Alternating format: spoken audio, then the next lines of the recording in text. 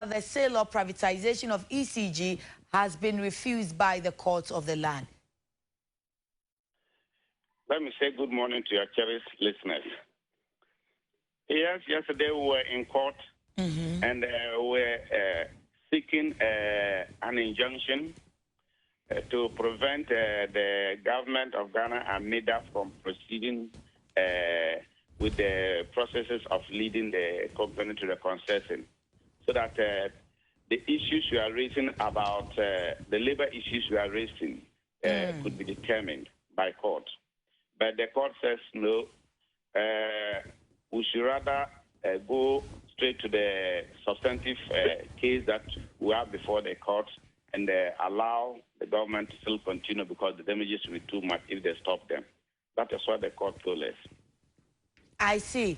But what were you seeking? Initially, you wanted the court to grant the injunction to halt every procedure concerning this privatization before you go into the substantive issue. Yes, that was what we were seeking from the court.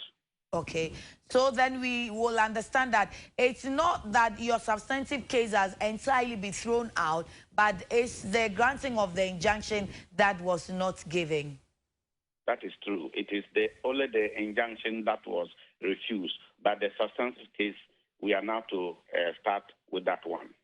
But however, I read from a news site that your request that they have to compensate you on block was also refused by the court. So how does that correlate with the injunction? Come in again. I have not gotten you clearly there, please.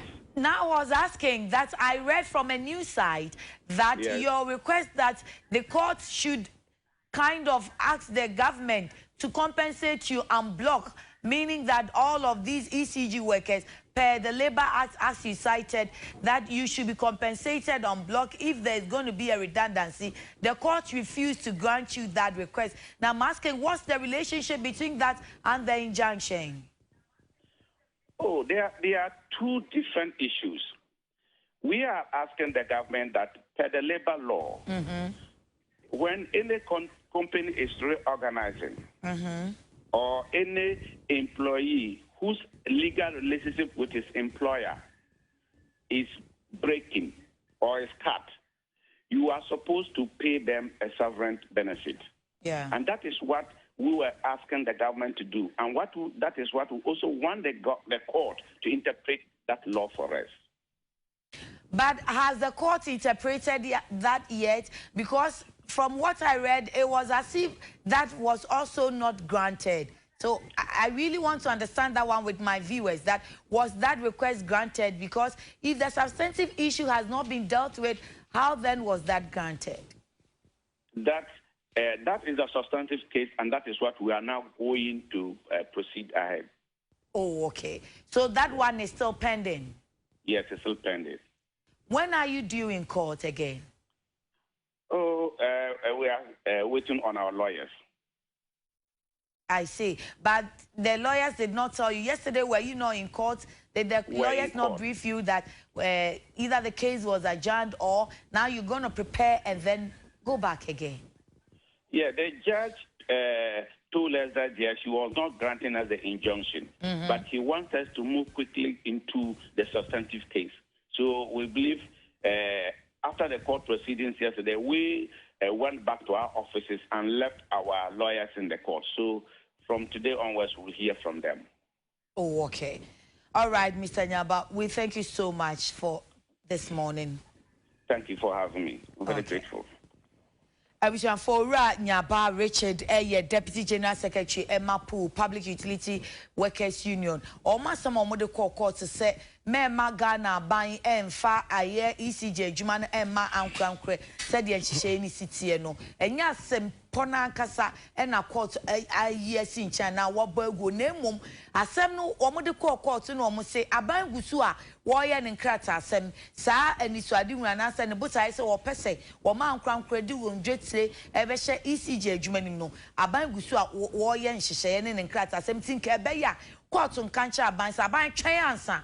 na yenhwe baabi a asem apu any ECG adwuma efo de abedan ye baabi asusu ade bode ho bekọ akofa ye bedi asem na wi a ebehu baabi ebeto ansa na obeto aso aye onhyehyɛ ya waye na enu no wose wo mkọ ye no se de na anopa mebo mamane no court se da bi se wakasa aban entwen aban ntimi ntwen enti aban koso enye n'adwuma na emom owuranya abache se judge ni ne hye ombo se wo pese wo mkọ asempina ankasa so ententem asempini ne de yin se mema aban enton na se mpo se wo beto mpa adwuma yefo a wo mu no wo man emrebo adwuma ene apadiefo wo mu ho ba na se hwe nwuma ne apadie so no hye aban se eba se adwuma bi esesa na se wo ton adwuma bi de ama wo bi fofora wo mu adwuma dada ni mu no wo se wo hwe no wo pata wo nom na san pata sika na ban pese wo betua efisi wo se wo ye dani a se adwuma yefo no wo ho nkoka adwuma foforo nipa foforo beso ECG mu anade aban ne ba be yenye mom no saa nipa na na saa adwuma kroko no wono wonyi wo madi obefo wo nyina na ade e besia afa mo de ye san atua ye pata mo san de ho pata ene ade mam no mo se da bi nya saa na mra ne ka mra ne se pata ye wo pata ye wie na se ye besa ne wa ye adwuma eno so ya asem foforo ne ahwe ne akati saa asem po ne de wo judge ne hye ebo se wo mo behwe ne wo madi ne ntentem ti wo mo nkwa ne so na so obeka sa aban twentwen eso ana wonya kopem se ebedi asem na wie no enu na court no ama kwantie no so de mbisa se da baby mo be court o se wo mo twa de wo mo lawyer for ebeka enti ani ahwefo ye so yenwa atwen yemwe na yenhwe se de ebekwa akosi a ye so ye de ebebre mu wo hene publisher ne kita wo no kinkan ni nyina mate me yi free Ebisa for publisher and I de eto aso amamo na wamane se kokọ akuafo a wo mo ewo esunafo mensini mu bru afomantemu enradam what do any cheko board head officer and no ewo enkanse nom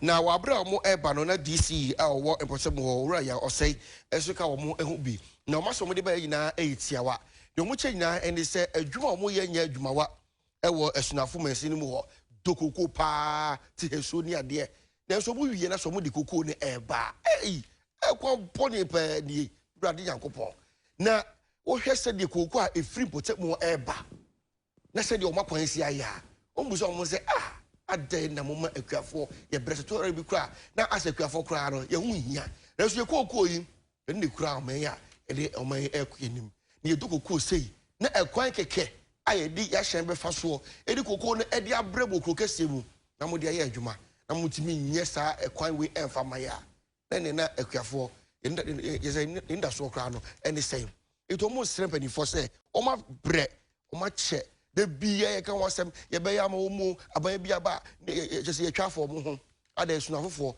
o ma ye bone ben to mo so mo srempani fo a o mo eda koko na no e won kra ha say o ma da roma o mo hweda kwan no o mo enyema o mo na awre huyi papa na opanyi Joseph Boahen edu eso echese o wate akuafo no suni na no pokura no obae no wato ne buase a na wo hwe kokoro sa hudo bebre a de aye ene de enye nyina eso bi wo kwa krata se mu ade kwa no edi sifo ka so be so ba ko hemu kura no na wo hye de hu kan bia ene ade tinai do waba no obo akire nyina oba abaye kama kama ede mamu so be se na no akuafo ne se omu nu so entwe ope na wa bra enche kura no obeboa wo mo abia so aye kama bro afo visible forces omo akache wo honom omo so echese enipa bi ahase a omo egu omo animase ewo eye Ghana hasedum say omo na akoto that move for office mu ewo ho Osman Faiza ono na ebro afro regional secretary the Emma invisible forces and what say ehe ne ha that mu office me ne koto mu yenye sa na eye sentrofo bi a omo pe party ni eyedi sentrofo bi a omo ti say invisible forces ye kan ho asema no mu hu edwa wo mo and the person gu animase e pa so wie that mu office dey go to my day na that boy me betimi aye share corner aye adwuma it's yeah facho me da setina corner na min ko disa komo we mra quickly na yenya na tie se ayalolo ahyenkafo no wo mu eye demonstration wow oh nra da ayalolo aden di asem we dey hu wo dey yenko pentie na wo hyenkani ba ko Michael Zaga ye musa ne se die na ekoso wo mu wo hinsisi a ana wo mu ye adwuma na ye ne yantini Mike Mache I don't know who gave them my number. Michael Yes, ma'am. Mache I just Nyame ado me ho ye pa adwuma mu ti sei Yeah, what's that? What you man? I'm a juma mubako na mumu ye juma no pay. Oh, no power there. You know, you got strike. Ah, say. Yeah, demonstration kakra. Demonstration kakra. That demonstration kakra wo. Juma no e ko so yenti juma na ase. Omu ye ya ati sia ya bre. Enti e pese. Ye hu the way juma no tinti na. Ye jai juma no enese. Ye be ko so ni nyina na enti asa na ye juma. I see say amu wo he. Sia nyina ye wo fan ko terminal no. Mu nyina no hefafo, mu hefafo. Aja wo say. O ka se mu a hwan ni hwan. Mu hefafo. Oh, yeah, driver for ya no low fan ko terminal driver for ni nyina na e wo ha. Enti ofanko for pay. Ofanko terminal for pay ana ayalolo e wa akra ba bia. Hello. Michael Mitio, ma hu se obi distract o de tie me come on why? Yo.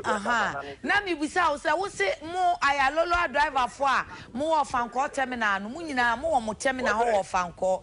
Na mi bisa o se mo a mo ofanko pe na mo yesa demonstration kakra na se enkran ha ba bia ayalolo ye adwuma bia. Yeah, ofanko for. Okay. Yeah, ofanko for na cross strike. Na mo problem any say dia na ham wo mo adwuma mu.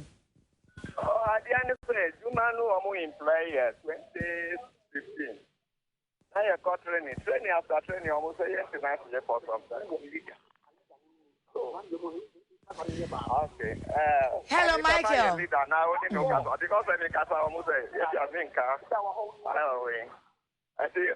It is not me leader, no, no, Yo, Mate. I'm for your mama, Michael break akra. Hello. Has been put on hold. Oh.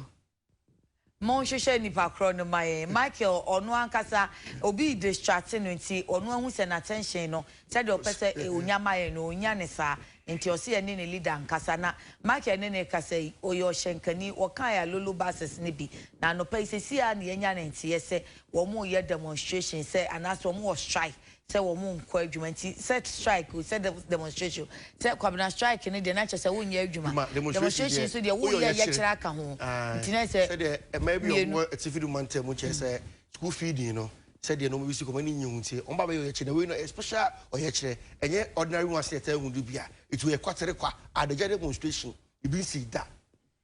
None be a 40 and but I don't know, in India, Quakusi, with the northern region. So that was quarter quack, sir.